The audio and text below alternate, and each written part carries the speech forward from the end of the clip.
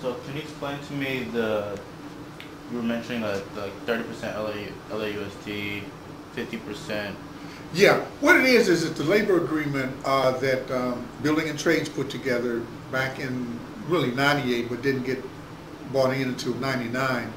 Had a series of articles to it. I mean, you have the opening page. It is the mission of the district to provide local and signatory contractors, work, etc.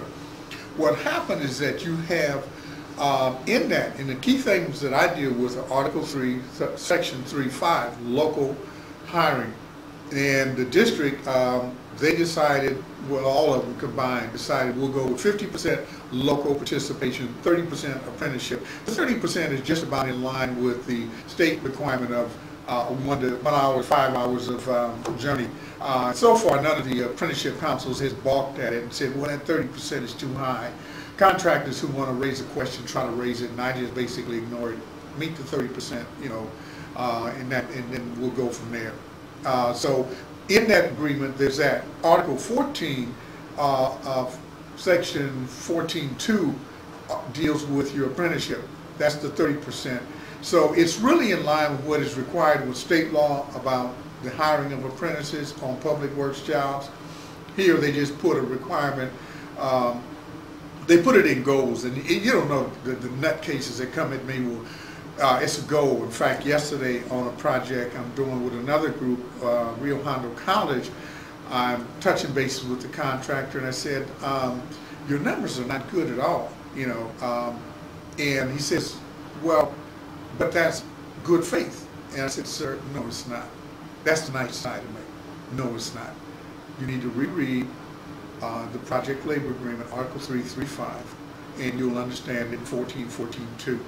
That will tell you what you have to do.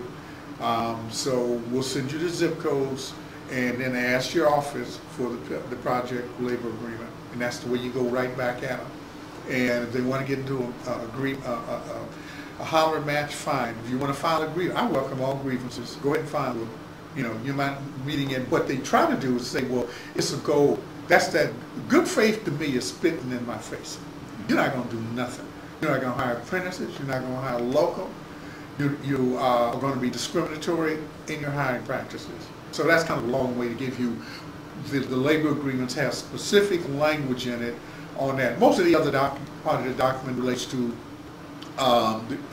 who is required, what you're required to work on these jobs. You sign a letter of assent saying I'll be party and bound by the agreement, and then stewards' ability to work on jobs, disputes, how they're handled, the whole bit. But my two things are Article 3 and Article 14. That's what I do. So there are certain jobs, like when I work with the Solis group, I do more of a labor compliance. My work on the LA Unified, they have their own labor compliance unit. I just combine my activism, my labor compliance history, and my outreach ability, combine it to make sure that the job that I work on, the numbers are high. And for me, the numbers are mediocre. They're 41% for the overall job. We're moving up, I'd say by early August we'll be over 50%, but that's the struggle, just to get there. Over 50%. Over 50% for local hiring. And that means that if you're doing that and you have maybe 10, 15 contractors on a job, they all have to be within, let me think, they would all have to be somewhere between 48 and 50% for you to get to that point. Typically what we've been running is folks that are at 40 to 45%, some are over 50%, but it's a struggle in doing it. It shouldn't be a struggle. Most of them are signatory contractors, so they understand what they should be doing, but they test you at every point. And, the excuse is, well, these are businessmen and women and they're just trying to move. That's fine, but if you're going to do these jobs, and the thing is, there's just not enough aggressive compliance people who work for the general contractors, and so you get the holes in the mix. So the 30% are people that are in apprenticeships. Yeah, they're already in. There's the pre-apprenticeship that comes out of the We Build program for the school district, and there's the pre-apprenticeship that comes from any other program, and they're sponsored into the union. So the 30% is the apprenticeship, that is required on project labor agreement jobs. There is the just the natural ability to hire, or should be the ability to have apprentices on any public works project. Mm-hmm. And then the 50% would be people that live in within the boundaries of LA. That's just LA Unified, which is huge. San Pedro, Wilmington, all the way to Selma in the Valley, all the way to the border of Santa Monica, and all the way to the eastern border, and I never can remember because there's the little cities. But it takes in Maywood, it takes in Southgate, Linwood. It's just that when it gets over into, wow, it's just the furthest cities over that have their own school districts, then that's when you drop out. So it's a huge district, and you should be able to pull from that easy enough. It's just big. And the other 20% are just from anywhere. And once a contractor reaches the 50% and the 30%, they can do whatever they want. Typically, when they hit 30% on the apprenticeship, they'd have to have a pretty big crew to go over that. But on your 50%, if you've reached 50% local hiring, whoever you hire beyond that is fine. Yeah, but they have to meet that particular requirement. And cumulatively, I'm not buying it. So I got a contractor who's coming back on. I advise him that when you come back, you must meet these. They're actually on the low performing for the school district anyway. And he wrote me back, says, we're 41%. I wrote him back saying, that's fine, I got your notice about your 41%, but that's been made up over a period of time. You will not be able to come back on the job, bring it up to 50% as a cumulative goal, and call it that we've got it. And I look up in your hours for local hire, or as they have been, low. And your local, and your hire for non-local is high. We won't tolerate it. And I refer to that, so you need to go back to the labor agreement. Here's where it gets touchy. And whenever I have questions, I call building and trades, or I call some of the other folks. Say, you know what? I'm looking at this. Where am I right? And I invariably am told that I'm right on the money. And no one's going to allow you to do that, because you're looking at bodies and you're also looking at hours. So the contractors want to play those kind of games. Well, what is it? It's both. You must meet the 50%. We will not allow you to overstretch a period of time to weed folks in, and then finally you reach 50%. But when we look at the hours, there's the local hours, there were 8, there were 20, there were maybe 40, but the other hours are 180, 200 hours. No, we're not buying that. So I'm willing to go into an agreement with somebody if they want to challenge it. So far I haven't had any takers on it. Yeah. What did you experience as, like, what forms of discrimination have you experienced, have you seen from the outside perspective in the trades? Well, you know what? It really, the trades opened up after the big hassles in the late 50s into the 60s, and you had the March on Washington, you had A. Philip Randolph just in the various groups not giving in. So you had, by 70, the trades finally opening up.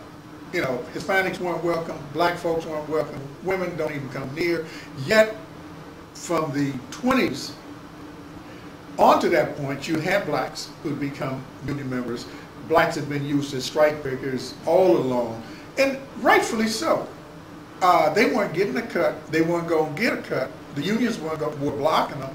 They always had to form all the way from the mid-1800s, like about mid-1800s, separate locals. They weren't welcome into anything or into the apprenticeship. So I don't berate any of the black folks in the 20s who were in Detroit and acted as strike breakers at different points. But once you become educated to the game and what's going on, then you have to move beyond that. So so you move all the way from that point up to the late 60s, things broke open, and now you're into the 70s, and you had a program out here called CEDA, I forget what it spells out, and you had the anti-poverty projects.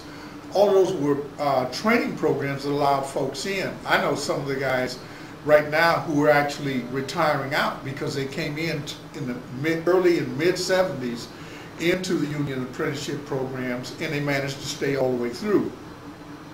One of the big things happening now is that contractors where the unions opened up, contractors played the biggest discriminatory roles.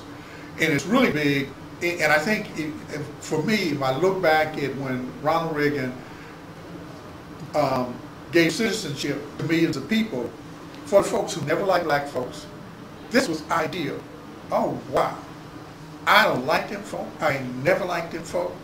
I got me a new workforce that I not only can exploit financially, I can do anything else I want.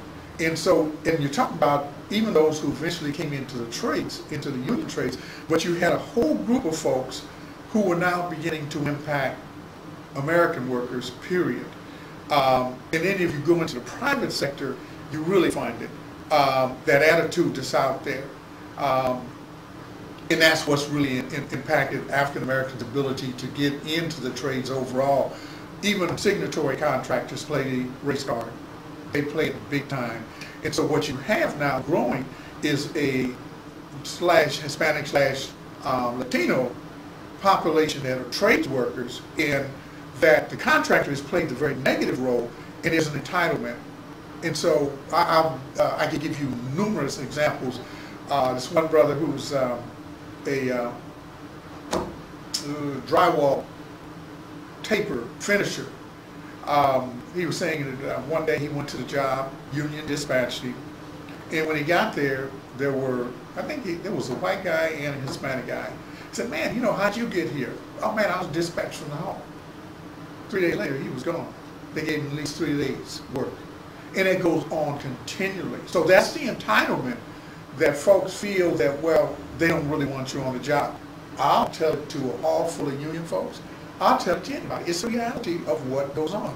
And where the unions don't back that kind of thing, the contractors get away with it, and that's where the problem is.